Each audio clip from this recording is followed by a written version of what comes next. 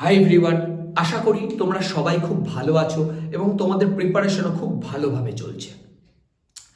একটা কথা সবসময় মাথায় রেখো, তুমি যদি নিজে থেকে হেরে না যাও, এ জগতের কোনো শক্তি তোমাকে হারাতে পারবে না। তোমরা কি একটা বিষয় জানো যে আমাদের জীবনের বেশিরভাগ ক্ষেত্রটাই কিন্তু সাইকোলজির উপর ডিপেন্ড করে।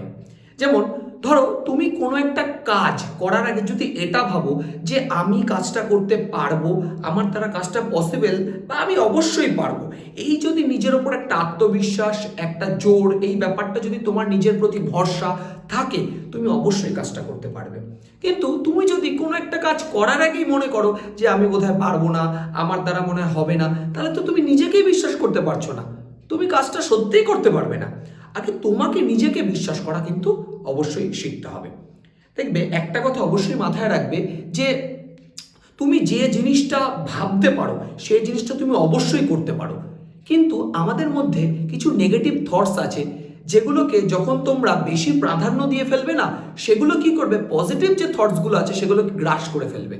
ফলে কি হবে, তোমার মধ্যে সবসময় নেগেটিভিটি কাজ করবে। আমি বোধহয় পারবো না, আমার দ্বারা পসিবল না, আমি বোধহয় অতটা যোগ্য নই। এসব তুমি যত বেশি ভাববে না, তত কি হবে, তোমার কাজের কি হবে, প্রোডাক্টিভিটি কমতে থাকবে। আর কাজের প্রোডাক্টিভিটি, ক্রিয়েটিভিটি এসব যদি কমতে থাকে, তাহলে স্বাভাবিকভাবে সে কাজটা ব্যাহত করবে। তুমি তোমার যে লক্ষ্য, সে লক্ষ্যে কিন্তু কখনোই পৌঁছাতে পারবে না। তোমরা একটা জিনিস দেখবে, পজিটিভ থিঙ্কিং এর খুব পাওয়ার আছে। সবসময় পজিটিভ থিঙ্কিং করো, যে নিজেকে ভাবো, নিজেকে নিয়ে ভাবো, অবশ্যই ভাবো, কিন্তু সেটা যেন পজিটিভ হয়, নেগেটিভ দিকে যেন সেই ব্যাপারটা না চলে যায়।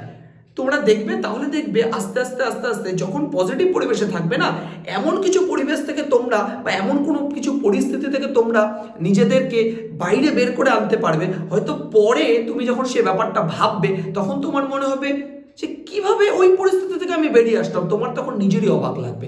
পজিটিভ থিঙ্কিং এর মারাত্মক পাওয়ার আছে। তো কাজেই পজিটিভ থিঙ্কিং রাখো, নিজের ওপর ভরসা রাখো, আত্মবিশ্বাসটা খুব জরুরি। দেখবে সাফল্য একদিন অবশ্যই আসবে। তো আজ আমরা টাইম অ্যান্ড ওয়ার্কের কার্য এবং সময়ের একটা অঙ্ক করব। আগে অঙ্কটা পড়ছি, তোমরা ভালো করে শোনো, তারপর আমরা চেষ্টা করছি কিভাবে অঙ্কটা সলভ করা যায়। দেখো অঙ্কটা কি বলেছে, বলেছে A is twice as good a workman as B. বলেছে এ হচ্ছে বি এর তুলনায় দ্বিগুণ ভালো, মানে কর্মদক্ষ বেশি, তাই না? এ বি এর তুলনায় দ্বিগুণ কর্মদক্ষ। এবার কি বলেছে, and is therefore able to finish a piece of work in 30 days less than B। তার মানে ওই যে যেহেতু দ্বিগুণ বেশি কর্মদক্ষ, তো স্বাভাবিকভাবে যে বেশি কর্মদক্ষ তার কাজ করতে কম দিন লাগবে। যেহেতু এ বেশি কর্মদক্ষ, সে বি এর থেকে 30 দিন কমে একটা কাজ কমপ্লিট করছে। কতদিন কমে? 30 দিন কমে। এইবার কি বলছে যে in how many days they can complete the whole work working together. দুজনে মিলে একসাথে কতদিনে কাজটা কমপ্লিট করবে। সিম্পল লজিক, দুজনে মিলে একসাথে কাজটা কতদিনে কমপ্লিট করবে। তো দেখো, এইবার আমরা প্রথমে যেটা দেখব যে এফিসিয়েন্সি রেশিও কত, মানে কর্মদক্ষতা যেটা, তার রেশিও কত। দেখো এ ইজ টু বি এর efficiency ratio, E double F, efficiency লিখলাম, হ্যাঁ, এফিসিয়েন্সি মানে কর্মদক্ষতা রেশিও। দেখো এ বি এর তুলনায় দ্বিগুণ বেশি কর্মদক্ষ, 2 গুণ বেশি কর্মদক্ষ। তাহলে এর যদি 2 হয়, বি এর নিশ্চয়ই 1 হবে, 2:1। এটাই তো তাদের কর্মদক্ষতার অনুপাত, তাই না? বি এর থেকে এ দ্বিগুণ কর্মদক্ষ, তাহলে বি যদি 1 হয় তাহলে এ 2 হবে স্বাভাবিক। বি এর এফিসিয়েন্সি যদি 1 হয় তাহলে এ এর এফিসিয়েন্সি 2 হবে। এটুকু বুঝেছো? এবার একটা জিনিস তোমরা হয়তো সবাই জানো, বা যারা জানো না একটু জেনে নাও, এই যে কর্মদক্ষতা আর সময়ের সব সময় ব্যস্ত সম্পর্ক হয়, ইনভার্স রিলেশন হয়। এটা একটু মাথায় রাখবে। কেন? ধরো একটা লোক যে বেশি কর্মদক্ষ, তার তো স্বাভাবিক কম টাইম লাগবে, আর যে লোকটার কর্মদক্ষতা একটু কম, তার বেশি দিন লাগবে। তার মানে কি, কর্মদক্ষতা আর সময় এই দুটোর মধ্যে কিন্তু সর্বদা ব্যস্ত সম্পর্ক কাজ করে। এটা কিন্তু মাথায় রাখার চেষ্টা করবে। তাহলে এফিসিয়েন্সি বা কর্মদক্ষতার যেটা রেশিও বা অনুপাত হয়, সময়ের অনুপাত তার উল্টো হয়। ঠিক আছে?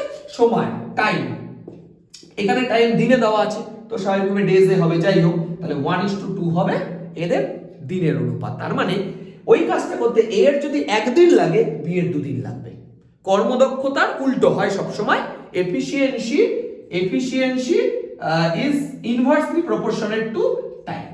এটা একটু মাথায় রাখবা। ঠিক আছে? আচ্ছা, তাহলে টাইম এর যদি 1 ইউনিট টাইম লাগে, বি এর তাহলে 2 ইউনিট টাইম লাগছে। তাহলে তুমি ধরে নাও এ এর তাহলে এটা x ভেবে নাও, এটা x দিন লাগছে, বি এর ধরো তাহলে 2x দিন লাগছে, তাই তো? এবার তোমাকে দেখো বলে দিয়েছে এর বি এর থেকে 30 দিন কম সময় লাগে, তার মানে এটা বি এর টাইম লাগে 2x, এর টাইম লাগে x, তাহলে 2x থেকে যদি আমরা x বাদ দিই এটা 30 হবে, তাই না? বি এর থেকে এর 30 দিন কম সময় লাগে, তাই তো বলেছে বি এর থেকে এর 30 দিন কম লাগে, তাহলে 2x - x 30, তাহলে x = 30। তাহলে x যদি 30 হয়, এর কত দিন লাগে? x দিন, তার মানে এর অ্যাকচুয়ালি কাজটা কমপ্লিট করতে 30 দিন লাগে, আর বি এর 2x, এই যে 2x, তাই না? তাহলে বি এর 30 × 2 মানে 60 দিন লাগবে। ক্লিয়ার হয়েছে এইটুকু? তাহলে এর কাজটা কমপ্লিট করতে 30 দিন সময় লাগবে, বি এর কাজটা কমপ্লিট করতে 60 দিন সময় লাগবে। এবার তোমাকে কি বের করতে বলেছে? দুজনে মিলে যদি একসাথে কাজটা করে তাহলে তারা কত দিনে কাজটা কমপ্লিট করবে। দেখো এইবার আমি তোমাদের একটা জিনিস শেখাবো, টাইম এন্ড ওয়ার্কের আজকে আমাদের ফার্স্ট ভিডিও। দেখো একটা ছোট কনসেপ্ট বলি, এই যে অঙ্কটা না, যখন আমি দিন পেয়ে গেছি এবার তো কোনো ম্যাটারই না। দেখো দুটো মেথডে, অ্যাকচুয়ালি তিনটে মেথড কাজ করতে পারে। একটা হচ্ছে তোমার ওই ইউনিটারি মেথড, ওই ঐকিক নিয়ম ছোটবেলায় শিখেছো যে এ এতদিনে একটি কাজ করে, একদিনে কাজ করে একের এত অংশ, এতদিনে কাজ করে কত অংশ, এইভাবে একটা অঙ্ক। এই মেথডটা না এই কম্পিটিটিভ এক্সামে ইউজ করা হয় না, ওগুলো ছোটবেলায় শেখার জন্য।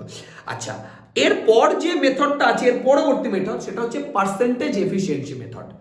পার্সেন্টেজ এফিসিয়েন্সি একটা মেথড আছে এই নামে, আর একটা এলসিএম মেথড। এই এলসিএম মেথডটাই বেশি ইউজ করা হয়। তো আমি এই অঙ্কটা তোমাদের এলসিএম মেথডও করে দিচ্ছি, পার্সেন্টেজ এফিসিয়েন্সি মেথডও করে দিচ্ছি, দুটো মেথডই করে দিচ্ছি। এবার তুমি বলবা দুটো মেথডে করার কি দরকার, একটা মেথড জানলেই তো হয়। ব্যাপারটা কি হয়, কিছু কিছু অঙ্ক এলসিএম মেথডে তাড়াতাড়ি হয়, কিছু কিছু অঙ্ক পার্সেন্টেজ এফিসিয়েন্সি মেথডে তাড়াতাড়ি হয়। তো তুমি যেটা তোমার ভালো লাগে তুমি সেটা করো। আগে আমি এলসিএম মেথডটা নিয়ে আলোচনা করছি, এলসিএম মেথডে কিভাবে কাজ করে। দেখো এলসিএম মেথডে কি করতে হয়, এর 30 দিনে কাজ করে, বি 60 দিনে কাজ করে, এদের দুজনের এলসিএম বের করতে হয়। 30 আর 60 এর এলসিএম 60, এটাই হচ্ছে আমার অ্যাকচুয়ালি টোটাল ওয়ার্ক। বুঝতে পারলে? এই যে এলসিএমটা আসবে 30 আর 60, 30 দিনে এ কমপ্লিট করে, বি 60 দিনে করে, এই 30 আর 60ই হচ্ছে লসাগুটাই হচ্ছে টোটাল ওয়ার্ক। তাহলে এর এফিসিয়েন্সি কত বের করতে হবে?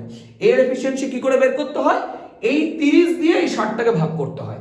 এই যে কত দিনে কাজ করে সেটাতে টোটাল ওয়ার্কটাকে ভাগ করলে দেখো 30 ভাগ 2 করলে 2, তার মানে এর এফিসিয়েন্সি 2। এটা আমরা আগেও দেখেছি, এর এফিসিয়েন্সি 2 আর বি এর একই হবে।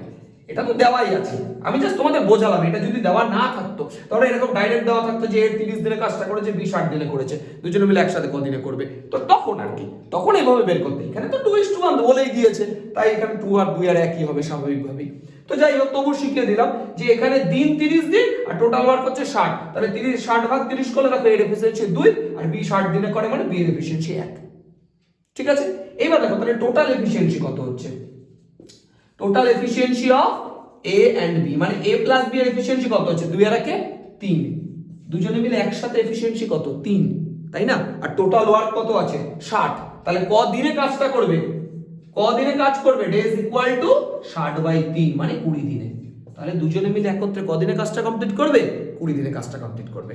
ঠিক আছে? দুজনে মিলে একত্রে 20, বুঝতে পারছো তো?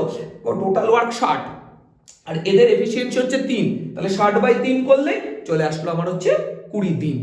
বুঝতে পারছো? তার মানে এই যে এই ফর্মুলাটা আবার তুমি যদি বলো কি ইউজ করলাম, এই ফর্মুলাটা অ্যাকচুয়ালি ফর্মুলাটা হচ্ছে, ভালো করে দেখে নাও, time into efficiency equal to total work. এটা হচ্ছে আমাদের actual formula, time into efficiency equal to total work. এবার দেখো এখানে এটা কি ডেজ, ডেজ মানে আচ্ছা এখান থেকে বলো টাইম ইকুয়াল টু কি বলতে পারি, টোটাল ওয়ার্ক বাই এফিসিয়েন্সি। এই যে time equal to total work by efficiency বলতে পারি তো আমরা। এবার দেখো তাহলে টাইম মানে এখানে ডেজ তাই ডেজ, টোটাল ওয়ার্ক এখানে 60 আছে এই যে 60, আর এই যে এফিসিয়েন্সি এখানে দেখো 2 আর 1 এই যে 3, তাই 3 দিয়ে ভাগ করলাম। বুঝতে পারলে? এই যে এই ফর্মুলাটা থেকে কাজ হয়, time into efficiency equal to total work. ঠিক আছে? এটাকে বলা হয় এলসিএম মেথড, এটা এলসিএম মেথড। এবার তুমি যদি বলো পার্সেন্টেজ মেথডটা কি, দেখো পার্সেন্টেজ মেথড কিভাবে কাজ করে, আমি জাস্ট এই এলসিএম এর এইটুকু আশা করি তোমরা বুঝেছো, আমি জাস্ট এইটুকু মুছে দিলাম, এইটুকু, এটা আমাদের এলসিএম মেথড হয়ে গেল। এবার আমরা কি শিখবো, এবার আমরা শিখবো হচ্ছে পার্সেন্টেজ মেথড। দেখো ভালো করে, এবার আমরা শিখবো পার্সেন্টেজ এফিসিয়েন্সি। দেখো এই মেথডটা কি করে কাজ করে, প্রথম অঙ্ক বলে আমি দুটো মেথডই করে দিচ্ছি, তোমার যেটা পরবর্তী থেকে সুবিধা মনে তুমি করবে। দেখো পার্সেন্টেজ এফিসিয়েন্সি মেথডে যদি আমি অঙ্কটা করার চেষ্টা করি পার্সেন্টেজ এফিসিয়েন্সি মেথডে, তাহলে কিভাবে কাজটা করতে হয়? কিছুই না, এ এর এফিসিয়েন্সি বের করতে হবে পার্সেন্টে, বি এর এফিসিয়েন্সি বের করতে হবে পার্সেন্টে। দেখো নামটা শুনে বুঝতে পারছো, পার্সেন্টেজ এফিসিয়েন্সি, এ এর মানটা বের করতে হবে পার্সেন্টে, বি এর মানটা বের করতে হবে পার্সেন্টে। দেখো তাহলে efficiency of A, efficiency of A, এর এফিসিয়েন্সি বা কর্মদক্ষতা কত? দেখো এ 30 দিনে একটা কাজ কমপ্লিট করে, আর পার্সেন্টেজ কিভাবে আসে? 100তে আসে, তাহলে 100/30, এটাই এর এফিসিয়েন্সি। এফিসিয়েন্সি দেখো এই ফর্মুলায় কাজ করছে, এই যে total work by time, total দেখো এফিসিয়েন্সি বের করছি না, এফিসিয়েন্সি মানে টোটাল ওয়ার্ক বাই টাইম হবে, তা টোটাল ওয়ার্ক তো 100% এই হিসাবে, আর টাইম তো 30 দিনে করছে, তাহলে এটা কত দাঁড়াচ্ছে? 0 কেটে গেল, 3.33% হলো, এটা এর এফিসিয়েন্সি। আচ্ছা এফিসিয়েন্সি অফ বি, ওই একই 100 টোটাল ওয়ার্ক 100 বাই বি তে 60, তাহলে 0 কেটে গেল, দেখো এটা কাটলে 2 দিয়ে 5 বাই, এটা 2 দিয়ে 3, 5/3 মানে হচ্ছে 1.66% হয়ে গেল। এর এফিসিয়েন্সি পেয়ে গেছো, বি এর এফিসিয়েন্সি পেয়ে গেছো, দুটো যোগ করে দাও, এ প্লাস বি এর এফিসিয়েন্সি কত হবে? দেখো এই দুটো যোগ করলে 5 হয়, 5%, তাই তো? 5 হয় তো, তাহলে এই দুটোর এফিসিয়েন্সি যোগ করলে কত হচ্ছে? হ্যাঁ এবার তুমি বলবা এ তো 99 হচ্ছে, 4.99।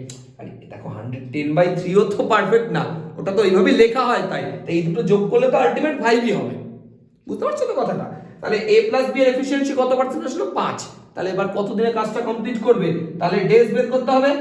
ডেজ এর ফর্মুলা কি? এই যে টাইমের ফর্মুলা কি? Total work by efficiency. Total work তো এখানে 100, এখানে তো এলসিএম করা হয়নি, টোটাল ওয়ার্ক 100, দেখো 100 হিসেবেই করেছি এতক্ষণ আমরা, পার্সেন্টেজ যেহেতু বাই 5, এফিসিয়েন্সি 5, টোটাল এই যে এ আর বি এর এফিসিয়েন্সি 5, তাহলে 5 20 100, 20 ডেজ।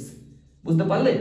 অঙ্কের উত্তর দুটো কেসেই সেম আসলো, এটাই স্বাভাবিক, একই অঙ্ক তুমি যে কোনো মেথডে করো উত্তর তো সেমই আসবে যদি সব মেথড ঠিক থাকে, ঠিক আছে? তো এই হচ্ছে আমাদের এফিসিয়েন্সি মেথড, এই পার্সেন্টেজ এফিসিয়েন্সি মেথড, আর আরেকটা ছিল এলসিএম মেথড। এবার অনেকের কাছে এই মেথডটা একটু কঠিন লাগে, যেহেতু পার্সেন্টেজে নিয়ে আসতে হয়, কিন্তু একটা কথা বলি, আমি পার্সেন্টেজ চ্যাপ্টারের ভিডিও তোমাদের শিখিয়েছি, আমি পার্সেন্টেজ চ্যাপ্টারের ভিডিও থেকে বারবার একটা কথা বলতাম, পার্সেন্টেজ চ্যাপ্টারটা খুব ভালো করে শেখো।